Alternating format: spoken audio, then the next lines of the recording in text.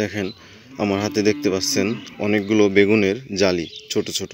তো এইগুলো আমি একটা গাছ থেকে ছিঁড়ছি। তো একটা গাছ থেকে আপনার টোটাল আমি 10টা বেগুন হবে, এখানে 10টা বেগুন ছিঁড়ছি, ছোট ছোট বেগুনের আর কি জালি। এই বেগুনগুলো আপনার বাজারে সবচেয়ে দামি, আর বর্তমানে সবেমাত্র শুরু হইতেছিল। তো এরকম যে কারণে আর কি আমাদের দেশে প্রতি বছর অনেক কৃষক নিঃস্ব হয়ে যায়, সেই ধারাবাহিকতা আমি একটা ব্লগ তৈরি করলাম। দেখেন এটা হচ্ছে আপনার একটা হাইব্রিড বেগুন, আর এক একটা বেগুন হলো আপনার হাফ কেজি বা হাফ কেজির উপরে 600 গ্রাম হয়ে থাকে, 700 গ্রাম হয়ে থাকে। তো বর্তমান বাজারে বেগুনের দাম হয়েছে আপনার 70 টাকা কেজি। এটা হচ্ছিল আপনার 60 টাকা 70 টাকা কেজি, এটা গ্রামের বাজারে।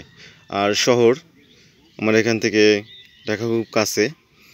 এটা আমি ব্লগটা তৈরি করতেছি মানিকগঞ্জ সিংগাইর, যেটা সাভারের পাশে, ঢাকার পাশে একটা থানা।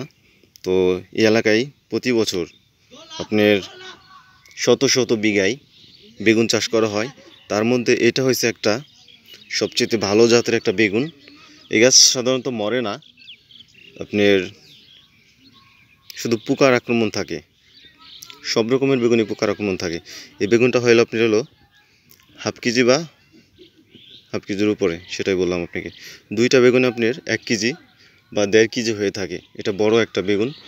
তো আপনাদেরকে দেখাবো কত বড় বেগুন হয়, ওজন দিয়ে দেখাবো কিছুক্ষণ পরে।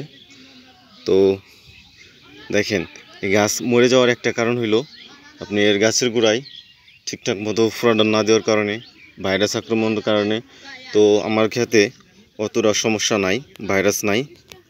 তো 2-1টা গাছ মারা গেছে।